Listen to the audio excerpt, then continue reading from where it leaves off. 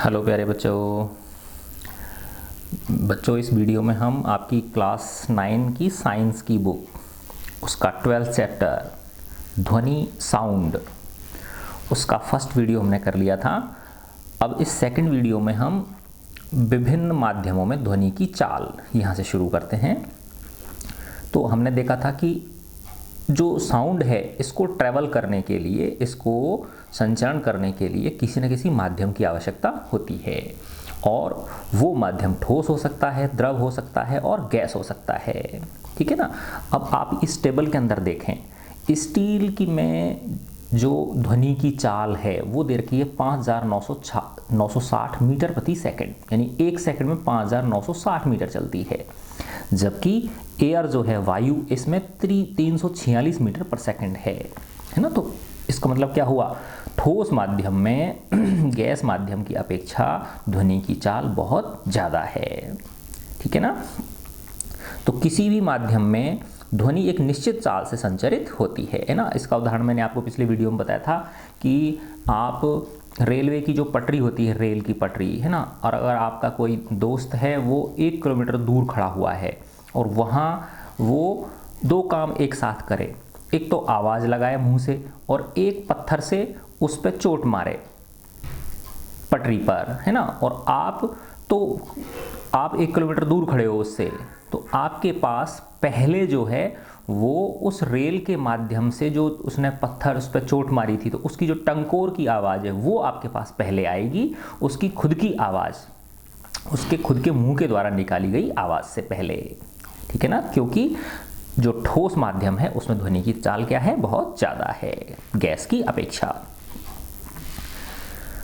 किसी पटाखे, है ना, आपने देखा होगा जब बिजली गरजती है आसमान के अंदर, है ना, तो जो उसकी चमक होती है वो हमको तुरंत दिखाई दे जाती है, जबकि उसकी जो साउंड होती है वो कुछ सेकंड्स बाद आती है, 2 या 3 सेकंड बाद में हमको सुनाई देती है।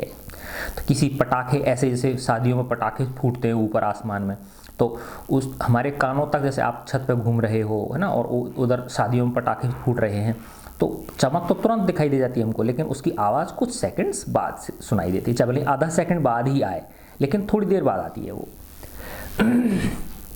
इसलिए हम ये निष्कर्ष निकाल सकते हैं कि ध्वनि की चाल प्रकाश की चाल से बहुत कम है ना। जो साउंड की स्पीड है वो लाइट की स्पीड से क्या है, बहुत कम है। ध्वनि की चाल उन माध्यम के गुणों पर निर्भर करती है जिसमें ये संचरित होती है। किसी माध्यम में ध्वनि की चाल माध्यम के ताप पर भी निर्भर करती है, टेम्परेचर पर भी डिपेंड करती है। ठीक है ना। जब हम ठोस से गैसीय अवस्था की ओर जाते हैं, ध्वनि की चाल क्या होती है, कम होती है। इस टेबल में देखा था ना आपने। किसी माध्यम में ताप बढ़ाने पर ध्वनि की चाल बढ़ती है ना। तो ताप बढ़ाया, है ना, ऐसे समझो आप, माना एक तो ठंडा मौसम है ना, और एक गर्म मौसम है किसी दिन, तो जिस दिन गर्म मौसम है उस दिन ध्वनि की चाल क्या होगी, ज़्यादा होगी, क्योंकि जो माध्यम के कण हैं वो ऑलरेडी उस ज़्यादा ताप की वजह से एक्साइटेड अवस्था में हैं। तो उदाहरण के लिए वायु में ध्वनि की चाल 0 डिग्री सेल्सियस पे कितनी है, 331 मीटर पर सेकंड है। कितनी है, 331 मीटर पर सेकंड है।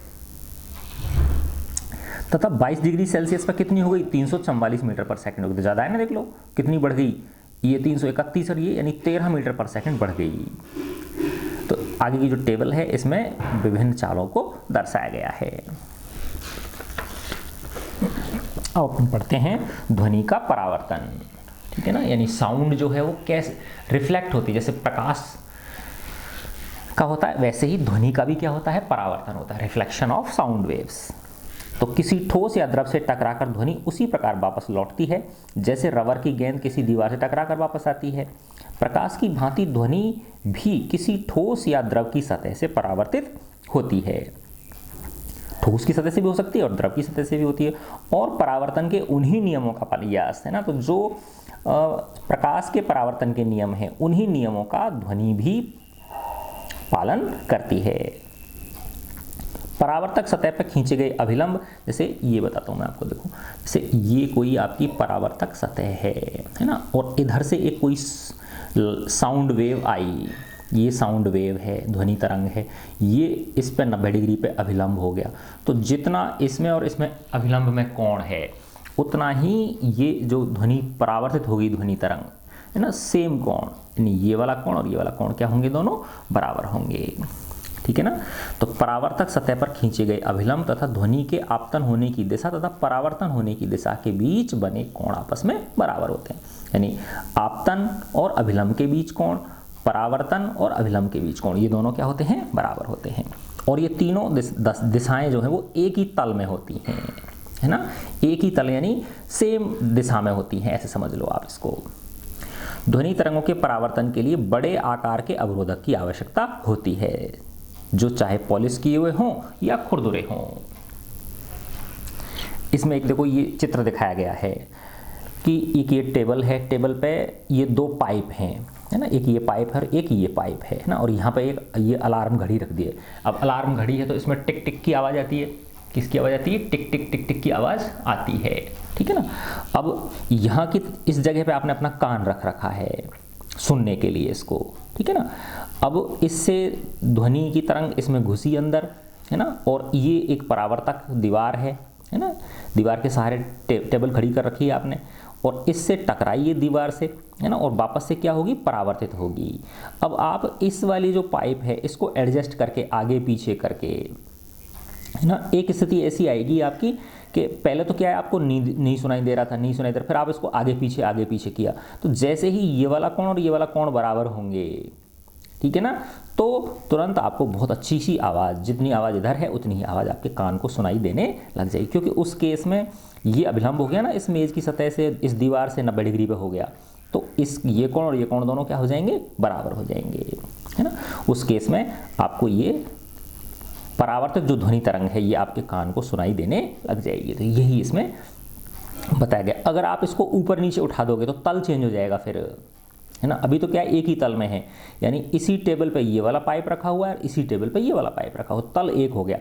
अगर आप इस पाइप को उठा देते हो, ऊपर उठा देते हो, है ना, ऊपर उठा देते हो, तो फिर इनका तल क्या हो गया, चेंज हो गया, फिर आपको वो ध्वनि जो तरंग है वो सुनाई नहीं देगी।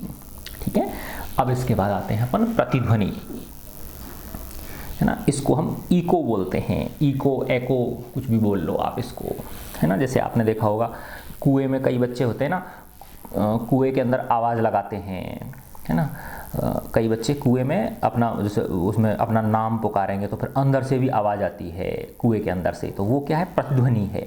ऐसे ही जैसे आप किसी पहाड़ की तलहटी में नीचे खड़े हुए हो, है ना, और वहाँ से आप ऐसे अपने हाथ मुंह के आगे दोनों हाथ लगा के, है ना, एक ही डायरेक्शन में आपकी आवाज़ को करके और ज़ोर से आप अपना नाम पुकारते हो, है ना, तो वैसी ही सेम आवाज़ दूसरी तरफ से लौट के आती है, तो वो क्या होती है, प्रतिध्वनि होती है, इको होती है। तो किसी उच्च परावर्तक वस्तु जैसे किसी इमारत, बिल्डिंग अथवा पहाड़ के निकट यदि अगर आप जोर से चिल्लाएं या ताली बजाएं तो कुछ समय पश्चात वही ध्वनि फिर से सुनाई देती है, वही सेम साउंड आपको वापस से सुनाई देती है। आपको सुनाई देने वाली इस ध्वनि को प्रतिध्वनि कहते हैं, इको बोलते हैं।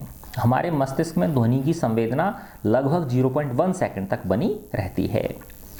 स्पष्ट प्रतिध्वनि सुनने के लिए मूल ध्वनि तथा परावर्तित ध्वनि के बीच कम से कम 0.1 सेकंड समय अंतराल अवश्य होना चाहिए, क्योंकि हमारे मस्तिष्क में ध्वनि की संवेदना लगभग कितने सेकंड तक रहती है, 0.1 सेकंड तक बनी रहती है। ठीक है ना। तो मूल जो ध्वनि है वो और जो लौट के आ रही है वो, उसके बीच इतने 0.1 सेकंड का समय अंतराल अवश्य होना चाहिए। अगर इससे कम समय अंतराल हुआ तो आपको प्रतिध्वनि सुनाई नहीं देगी। ठीक है ना। यदि हम किसी दिए हुए ताप पर, जैसे माना 22 डिग्री सेल्सियस पे ले लिया हमने, ध्वनि की चाल को 344 मीटर पर सेकंड मान लिया इसको, ठीक है ना, तो ध्वनि को अवरोधक तक जाने और परावर्तन के पश्चात वापस श्रोता तक 0.1 सेकंड के पश्चात पहुंचना चाहिए, है ना।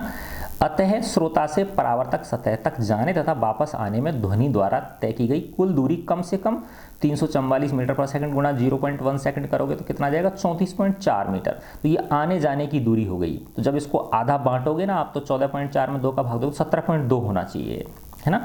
इसका मतलब क्या हुआ कि कम से कम मिनिमम डिस्टेंस जो है ना आपके मध्य, है ना, और जहां से वो चीज़ टकरा के आ रही है उसके मध्य मिनिमम 17.2 मीटर की दूरी होनी चाहिए। अगर इससे कम दूरी होगी तो आपको ध्वनि की जो प्रतिध्वनि है वो सुनाई नहीं देगी, तो अतः स्पष्ट है प्रतिध्वनि सुनने के लिए अवरोधक की ध्वनि स्रोत से न्यूनतम दूरी ध्वनि द्वारा तय की गई कुल दूरी की आधी अर्थात 17.2 मीटर अवश्य होनी चाहिए। यह दूरी वायु के ताप के साथ बदल जाती है ना, क्योंकि जैसे देखा था ना, ताप अगर बढ़ता है तो उसकी स्पीड जो है ना बढ़ जाती है ध्वनि तरंग की, क्योंकि ताप के साथ ध्वनि के वेग में भी क्या होता है, परिवर्तन होता है।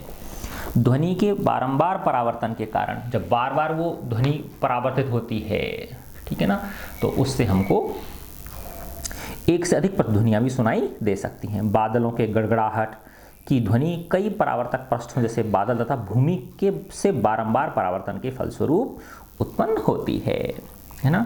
अब है अनुरणन, रेवर्बरेशन, है ना। जैसे देखा होगा ना आपने, वो होते हैं ना माइक वगैरह शादियों में, hello hello hello hello hello, इस तरह से पहले तेज आती है फिर धीरे आती है, hello hello hello hello hello, इस तरह से होती है, ठीक है ना।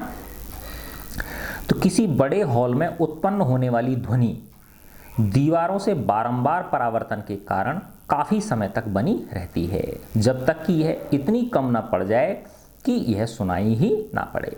यह बारंबार परावर्तन जिसके कारण ध्वनि निर्बंध होता है ना, अनुरणन कहलाती है, रिवर्बरेशन कहलाती है। बारंबार तो इससे क्या है, कुछ भी सुनाई नहीं देता है ना, क्योंकि पिछली वाली आवाज़ ही बार बार परावर्तित होकर आ रही है और वो आगे भी बोलता जा रहा है बोलने वाला, तो फिर सब चीज़ें ध्वनि क्या होती हैं, मिक्स हो जाती हैं आपस में। तो ऐसे ही किसी बड़े जो कॉन्फ्रेंस हॉल होते हैं या बड़े हॉल में अत्यधिक रिवर्बरेशन की जो ये है, ये हमको अवांछनीय है, यानी इसकी ये हमारे लिए ध्वनि को स्पष्ट सुनने में क्या है, ये बाधा उत्पन्न करता है, ठीक है ना। तो अनुरणन को कम करने के लिए सभा भवन की छतों तथा दीवारों पर ध्वनि अवशोषक पदार्थ, है ना, इसमें साउंड एब्जॉर्बिंग मटेरियल लगाते हैं, जिससे कि साउंड क्या हो, एब्जॉर्ब हो जाए, है ना, वापस से वो परावर्तित न हो, है ना। ध्वनि अवशोषक पदार्थ में से संपीड़ित fibre board, compressed fibre board लगाते हैं, खुरदुरे प्लास्टर अथवा पर्दे लगे होते हैं, है ना। जैसे आपने कभी नोट किया होगा, जैसे आपके दीपावली पे सफाई होती है ना, तो घर के सामान को हम क्या कर देते हैं, कमरे में से एक कमरे, जिस कमरे की सफाई कर रहे हैं उस कमरे में से सारे सामान को निकाल के हम कहाँ रख देते हैं, दूसरे कमरे में पहुंचा देते हैं। तो जब वो कमरा खाली हो जाता है, तो जब उस खाली कमरे में आप बोलते हो तो आपको कितनी सारी आवाज़ आपकी सुनाई देती है, लौट के सुनाई देती है, आपकी आवाज़ गूंजती है। जो गूंज होते हैं ना, यही अनुरणन कहलाती है, ठीक है ना। तो इसका मतलब क्या हुआ कि पहले जो उसमें सामान रखा हुआ था, है ना, पर्दे लगे हुए थे और जो सामान रखा हुआ था, वो सामान आवाज़ को क्या कर रहा था, अवशोषित कर रहा था, तो इसलिए हमको जो अनुरणन है वो सुनाई नहीं दे रहा था, ठीक है ना। तो ये चीज़ें सीटों के, यस, अब आपने सिनेमा हॉल देखा होगा, सिनेमा हॉल के अंदर जो सीट होती हैं वो कपड़े की होती हैं, किसकी होती है, वो कपड़े की होती हैं, और जो दीवारें होती हैं सिनेमा हॉल की, वो एक विशेष प्रकार के उन पे बोर्ड लगे रहते हैं, है ना। ध्वनि अवशोषक प्लाईबोर्ड होता है वो, जो कि उसको क्या कर लेता है, आवाज़ को एब्जॉर्ब कर लेता है। तो सीटों के पदार्थ का चुनाव इनके ध्वनि अवशोषक गुणों के आधार पर भी किया जाता है, यानी वो जो सिनेमा हॉल की सीट है वो भी एक विशेष प्रकार के कपड़े से बनाई जाती हैं उनके ऊपर, जिससे कि क्या हो, ध्वनि एब्जॉर्ब हो जाए, ठीक है। अब है ध्वनि के बहुल परावर्तन के उपयोग। अब ये जो ध्वनि का बार बार परावर्तन जो हो रहा है, इसके वैज्ञानिक उपयोग भी हैं। देखो, पहला है मेगाफोन या लाउड स्पीकर, हॉर्न, तूर्य, तुरई जो होती है ना उसको बोलते हैं तूर्य, तथा शहनाई जैसे वाद्य यंत्र सभी इस प्रकार बनाए जाते हैं कि ध्वनि सभी दिशाओं में फैले बिना, देखो इसका ये, जैसे ये आदमी इससे मुंह से फूंक रहा है, अगर ये नहीं होता तो इसकी ऊपर भी जाती, नीचे भी जाती, ऐसे भी जाती, लेकिन इसने क्या बना दी, इसकी एक पर्टिकुलर दिशा बना दी इसने, ठीक है ना। तो एक ही इसी दिशा में ये आगे बढ़ रही है, ऊपर नीचे जो ध्वनि तरंगें हैं वो नहीं जा रही। ऐसे ये जो हॉर्न है, इन सब की, हॉर्न हुआ, बैंड बाजे वाले जो होते बजाते हैं, वो तुरई बजाते हैं, उन सब की शेप इसी प्रकार की होती हैं, है ना, इसी तरह की शेप उनकी होती हैं, जिससे कि ध्वनि की तरंगें सिर्फ एक किसी विशेष दिशा में जाएं, चारों ओर ऊपर नीचे नहीं फैलें। तो ये इस प्रकार बनाए जाते हैं कि ध्वनि सभी दिशाओं में फैले बिना केवल एक विशेष दिशा में ही जाती है। इन यंत्रों में एक नली को का आगे का खुला भाग शंकु के आकार का होता है। किसके आकार का होता है? शंकु के आकार का होता है। यह स्रोत से उत्पन्न होने वाली ध्वनि तरंगों को बार बार क्या कर देता है? परावर्तित करके श्रोताओं की ओर आगे की दिशा में भेज देता है। अच्छा, अब ये जो डॉक्टर्स होते हैं उनका स्टेथोस्कोप होता है, स्टेथोस्कोप बोलते हैं जिसको, जिससे वो धड़कन सुनते हैं, है ना। एक चिकित्सा यंत्र है जो शरीर के अंदर मुख्यतः, अब हमारा जैसे हृदय है, फेफड़ा है, तो वो तो बहुत धीरे धीरे आवाज़ होती है ना, लेकिन वो आवाज़ डॉक्टर्स को सुनाई दे जाती है क्योंकि वो जो उनका स्टेथोस्कोप होता है ना, उसके अंदर वो ध्वनि बार बार परावर्तित होती है, वो जो नली होती है उसमें से, ठीक है ना, और उसके डॉक्टर के कान तक वो पहुंच जाती है, तो वो उसको अच्छी तरह से सुनाई दे जाती है। तो स्टेथोस्कोप एक ऐसा चिकित्सा यंत्र है जो शरीर के अंदर मुख्यतः हृदय तथा फेफड़ों में उत्पन्न होने वाली ध्वनि को सुनने में काम आता है, ठीक है ना। जैसे ये डॉक्टर है, ये बच्चे की धड़कन सुन रहा है ना। तो होता क्या है बेटा कि जब स्वस्थ होता है आदमी, है ना, तो उस समय तो एक अलग प्रकार की ध्वनि आती है, और जैसे ही माना बच्चा है, कोई व्यक्ति है, वो अस्वस्थ है, तो उसकी जो हृदय की धड़कन है ना, या फेफड़ों की जो आवाज़ है वो खरखराहट होने लग जाती है उसके अंदर, है ना। तो खरखराहट जो है ना उस डॉक्टर को समझ में आ जाती है। स्टेथोस्कोप में रोगी के हृदय की धड़कन की ध्वनि बार बार परावर्तन के कारण डॉक्टर के कानों तक पहुंचती है। जैसे ये नली दिखा रखी है, ये नली का चिन्ह है, जो ये डॉक्टर की स्टेथोस्कोप होता है इसकी नली है, तो इसमें से ये बार बार क्या होती है? परावर्तित होकर उसके डॉक्टर तक पहुंचती है।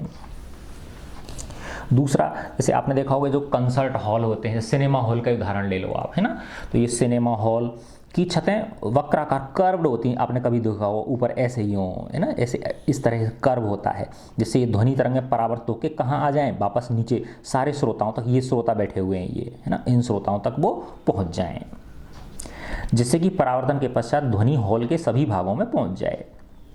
कभी कभी वक्राकार ध्वनि पट्टों को मंच के पीछे रख दिया जाता है, जो उसका मंच होता है उसके पीछे ऐसे इस प्रकार के ध्वनि उनको रख देते हैं, ध्वनि पट्टों को रख देते हैं, जिससे कि उनसे परावर्तित होकर वो आगे की तरफ ध्वनि परावर्तित होकर आगे चलती है, पूरे हॉल में फैल जाती है।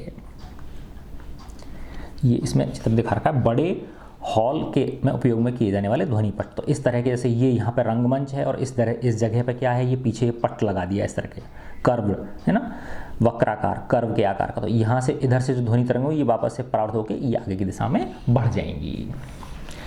अब है ध्वनि का परिसर, श्रव्यता का परिसर का मतलब होता है रेंज ऑफ हियरिंग रेंज बोलते हैं इसको, HEARING, हियरिंग रेंज, यानी हम कितने से लेके कितने तक की ध्वनि को सुन सकते हैं। अब हमने एक पिछले बार वीडियो में पढ़ा था कि ध्वनि की क्या होती है, एक आवृत्ति होती है, इसको न्यू से बोलते हैं, है ना, और इसको हम हर्ट्ज में नापते हैं। किस में नापते हैं? हर्ट्ज में एक वैज्ञानिक थे, उनके नाम है ना, तो हर्ट्ज में नापते हैं।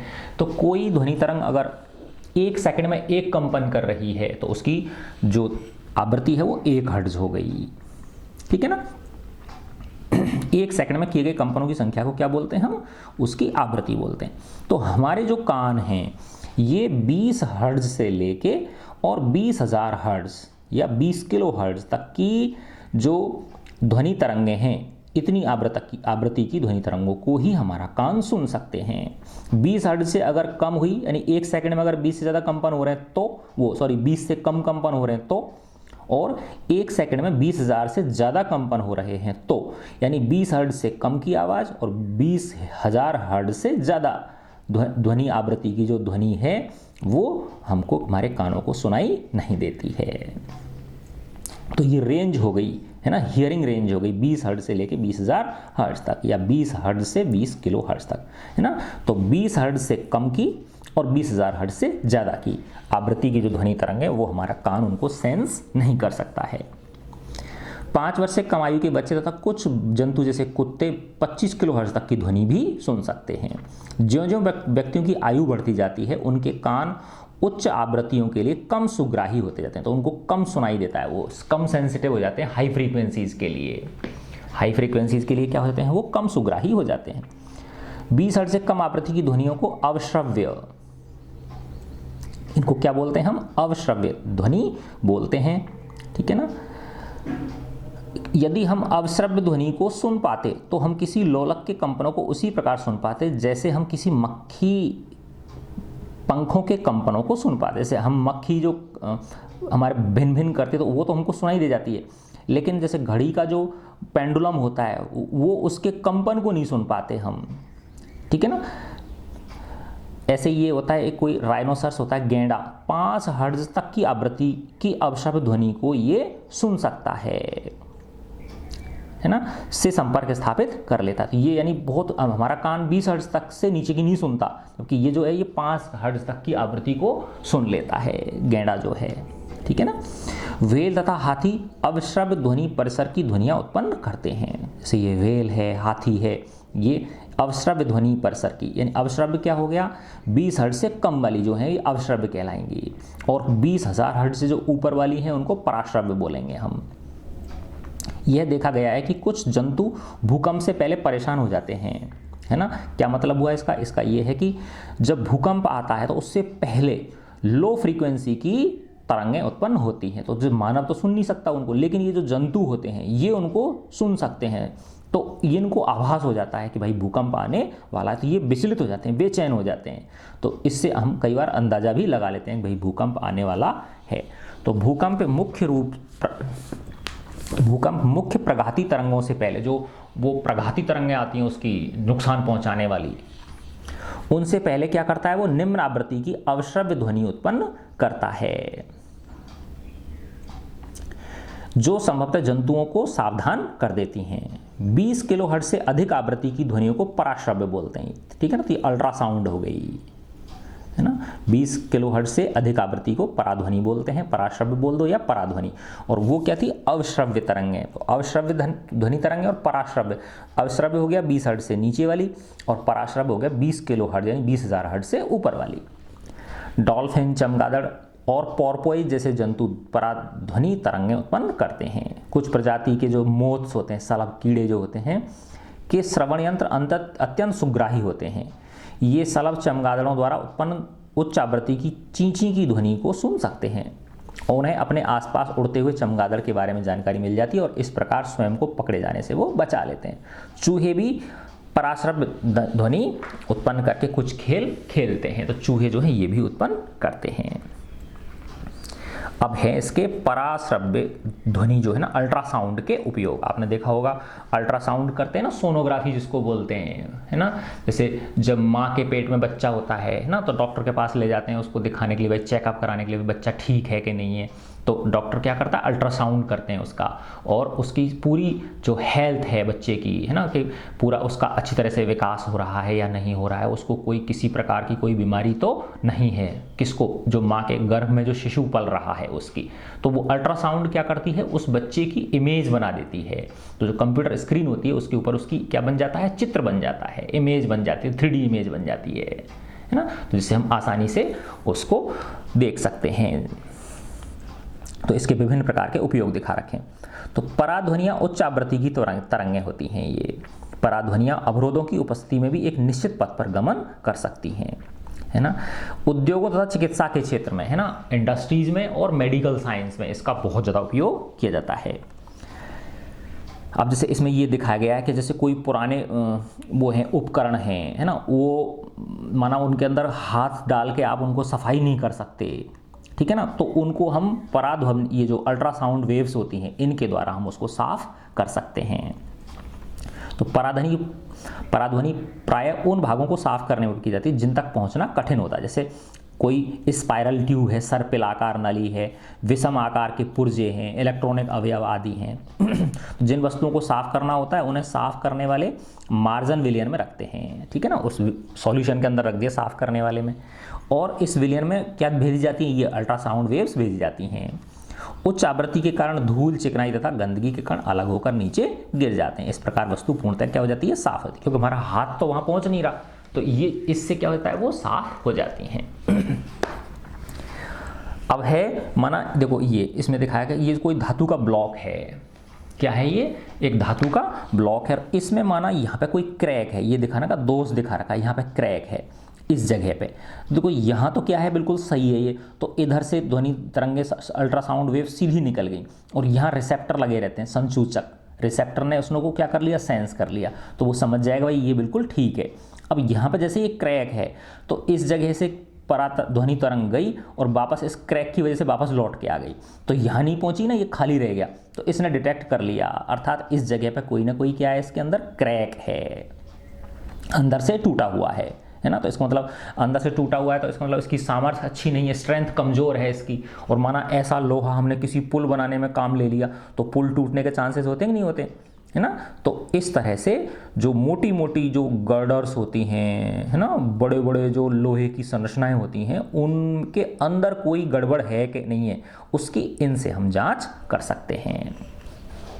तो यही इसमें समझाया गया है कि पराध्वनि का उपयोग धातु के ब्लॉक, पिंडों में दरारों तथा अन्य दोषों का पता लगाने के लिए किया जा सकता है, जो धातु के घटक को प्राय बड़े बड़े भवनों, पुलों, मशीनों तथा वैज्ञानिक उपकरणों में बनाने में काम में लेते हैं हम। धातु के ब्लॉकों में विद्यमान दरार या छिद्र जो बाहर से तो हमको दिखाई नहीं देते, अंदर हैं, वो भवन या पुल की संरचना को, मजबूती को कम कर देते हैं ये। तो पराध्वनि तरंगें धातु के ब्लॉक से गुजारी जाती हैं और प्रेषित तरंगों का पता लगाने के लिए संसूचकों का उपयोग किया जाता है। इधर की तरफ तो जो सेंडर है वो, और इधर की तरफ है रिसीवर है वो। यदि थोड़ा सा भी दोष होता है तो पराध्वनि तरंगें परावर्तित हो जाती हैं, जो दोष की उपस्थिति को दर्शाती हैं, यानी उससे क्या हो जाती हैं, वो रिफ्लेक्ट हो जाती हैं वापस से। इस तरह हमको पता चल जाता है भाई इसके अंदर कोई ना कोई दोष है।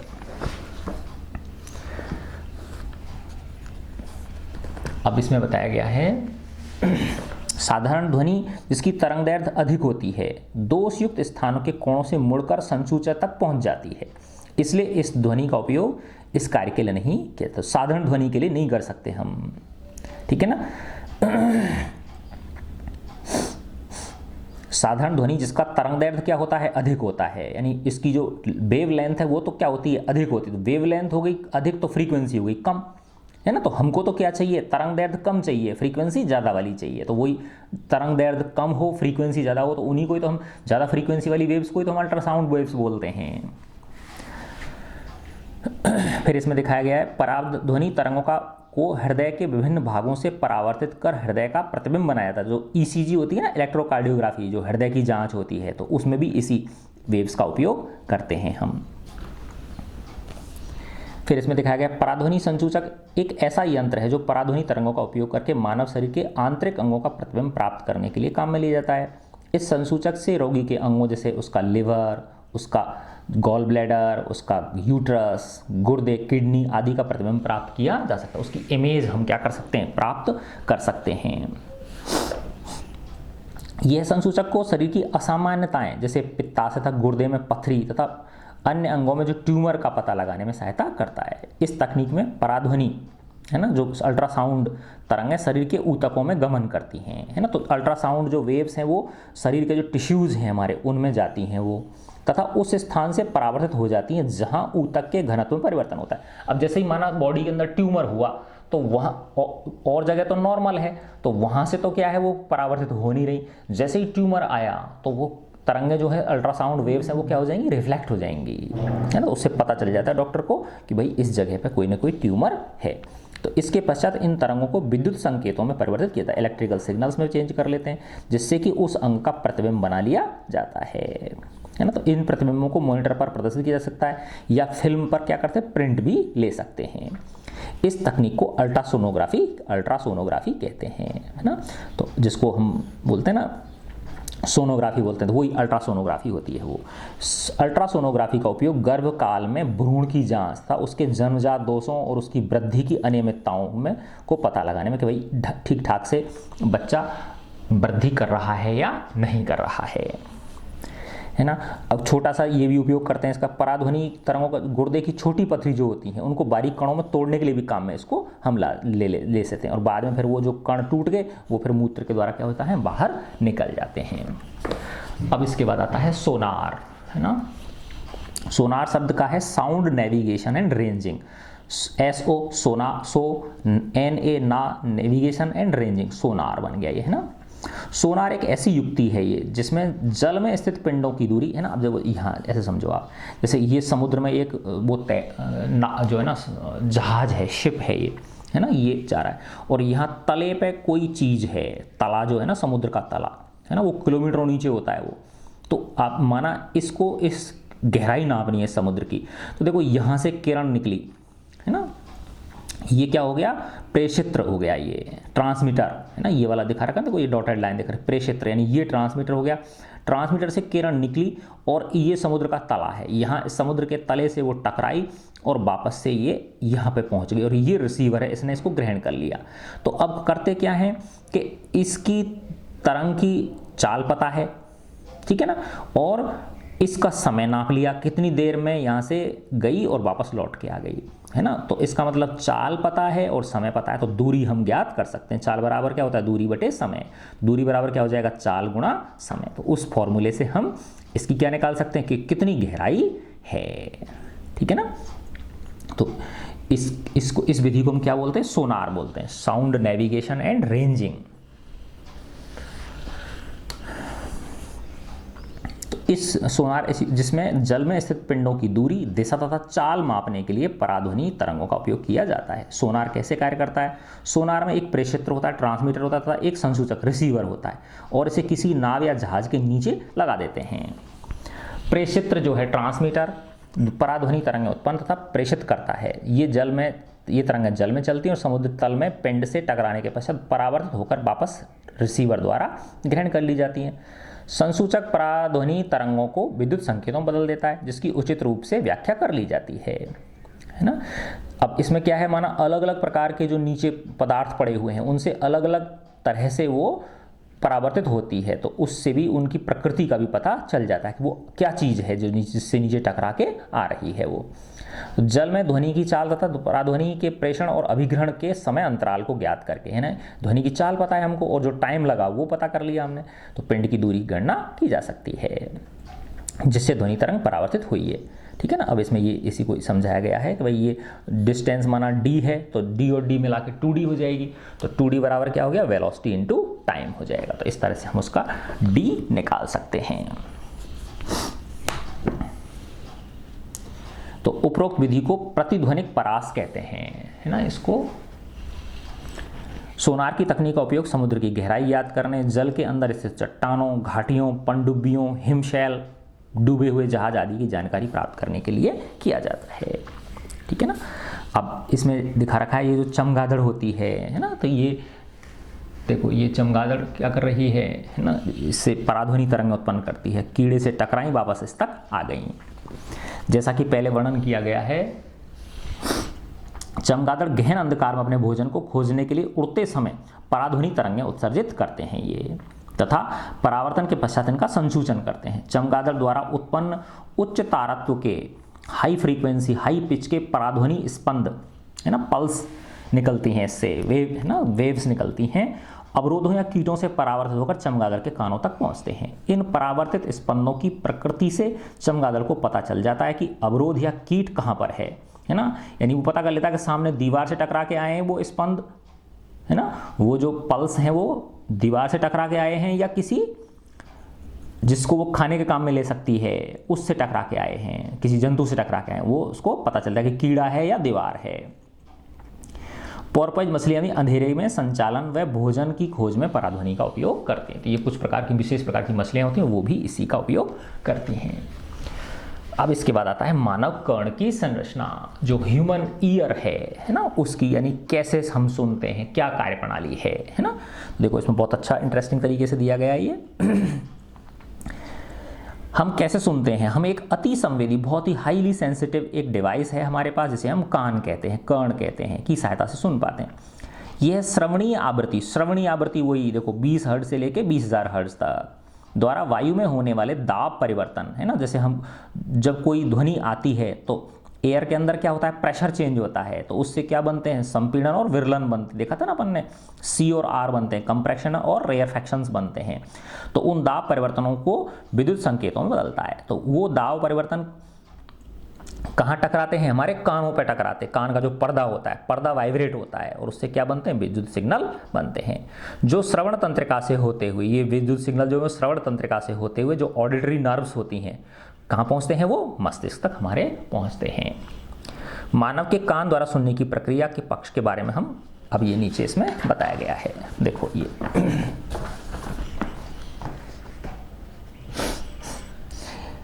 बाहरी कान को कर्ण पल्लव कहते हैं, है ना, इसको पिन्ना बोलते हैं, जो बाहर निकला रहता है ना हमारा ठीक है ना, उसको कर्णपल्लव बोलते हैं। यह है परिवेश से ध्वनि को एकत्रित, इसकी संरचना कुछ इस प्रकार की है ये, है ना, तो ये ध्वनि को क्या करने का काम करता है, इकट्ठा करने का काम है इसका, ठीक है ना, इकट्ठा करता है ये। एकत्रित ध्वनि श्रवण नलिका, है ना, ये जो ऑडिटरी कैनाल है उसके द्वारा ये फिर अंदर जाती है ना, तो एक पतली सी वो हो गई, नली हो गई हमारा अंदर जैसे डाल, है ना, तो उससे ये अंदर गुजरती है। श्रवण नलिका के सिरे पर एक पतली झिल्ली होती है, एक बहुत ही थिन मेम्ब्रेन होती है, जिसे हम कर्णपटह या कर्णपटह झिल्ली कहते हैं, ईयर ड्रम बोलते हैं इसको। क्या बोलते हैं, ईयर ड्रम।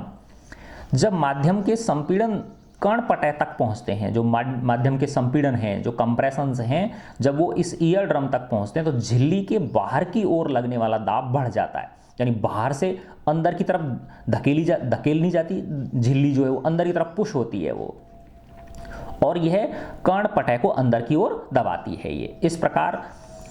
इसी प्रकार जब विरलन पहुंचता है, रेयरफैक्शन पहुंचता है, तो ये क्या होती है, यानी ऐसे समझो संपीड़न से तो ये अंदर की तरफ दबी, और विरलन जैसे ही आएगा तो ये बाहर की तरफ निकलेगी फिर, ठीक है ना, तो बाहर की ओर गति करता है। तो इस तरह से बाहर यानी अंदर बाहर यानी आगे पीछे ये जो ईयर ड्रम है, कान का जो पर्दा है, ये क्या करता है, कंपन करता है।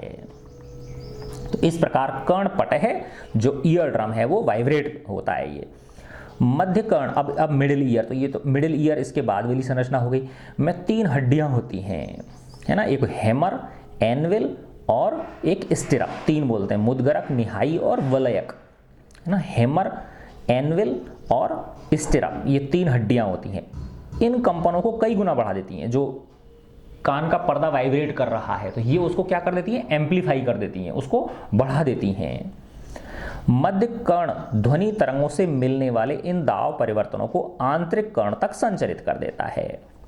आंतरिक कर्ण में कॉक्लिया होता है ना, कर्णावर्त जिसको बोलते हैं, कॉक्लिया क्या करता है, वो जो दाब परिवर्तन हो रहे हैं उनको इलेक्ट्रिकल सिग्नल्स में चेंज कर देता है ये, ठीक है ना। इन विद्युत संकेतों को श्रवण तंत्रिका, अब ऑडिटरी नर्व्स के द्वारा विद्युत सिग्नल्स में चेंज हो गई जो आवाज़ है वो, और वो अब किसके द्वारा, ऑडिटरी नर्व्स के द्वारा, श्रवण तंत्रिकाओं के द्वारा कहाँ तक पहुँचती है, मस्तिष्क तक उनको भेज दिया जाता है। फिर मस्तिष्क इसकी ध्वनि के रूप में क्या करता है, व्याख्या करता है ना। तो सीधी सी बात ये है, देखो ये हमारा बाहर का हिस्सा हो गया, ये हमारी कान की नली होती है, ठीक है ना, और ये फिर आंतरिक संरचना है। तो यहाँ इधर से बाहर से कोई ध्वनि आई, इधर से इस कान में घुसी, यहाँ से ये जो ऐसी हमारे कान की ऐसी संरचना है ना, ये इसीलिए कि ये चारों तरफ की ध्वनि तरंगों को अपने अंदर घुसा ले ये इसमें, ठीक है ना। अगर ये नहीं होता तो फिर तो इस छोटी सी नली में तो थोड़ी सी किरणें ध्वनि तरंग नहीं जा पाती, तो ये इतनी सारी इतने एरिया की जो ध्वनि तरंग है इनको अंदर घुसा देता है ये, ठीक है ना। फिर यहाँ इस जगह पे क्या होता है, ईयर ड्रम, ये देखो ना, कर्णपटह, ये कर्णपटह हो गया, है ना, ईयर ड्रम।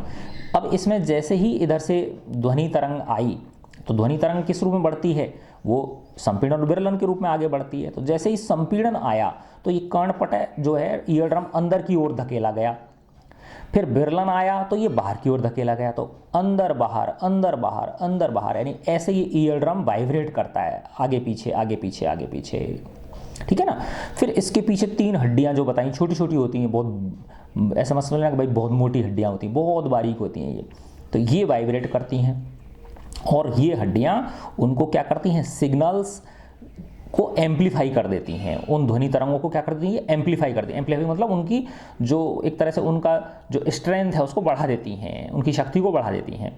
फिर उसके बाद यहाँ कॉक्लिया होती है, जैसे इसमें नाम दिया था ना इसने, कर्णावर्त जिसको बोलते हैं, कॉक्लिया।